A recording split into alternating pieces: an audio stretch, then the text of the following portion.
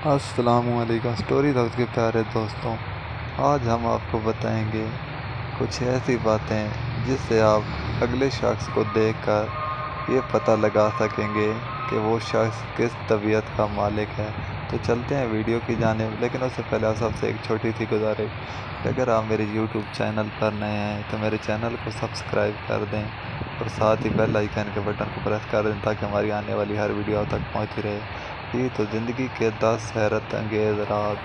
Number 1, जो ज़्यादा पानी पीता है वो ज़्यादा ताकतवर होगा। जो ज़्यादा बोलता है वो कम अकल होगा।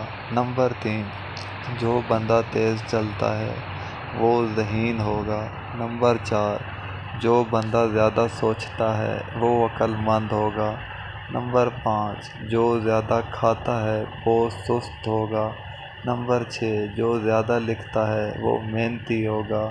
नंबर 7, जो बंदा ज़्यादा रोता है वो नर्म दिल होगा। नंबर 8, जो बंदा ज़्यादा खामोश रहता है वो कमाल का आदमी होता है। नंबर 9, जो बंदा ज़्यादा मोटा होगा वो कमज़ोर होगा। नंबर 10, जो बंदा नज़रें झुका कर चलता है वो परहेज़गार और मुत्तकी होगा। जी तो दोस्तों, कैसी लगी आपको आज की वीडियो? अगर अच्छी लगी हो तो लाइक और शेयर कर दें। शुक्रिया।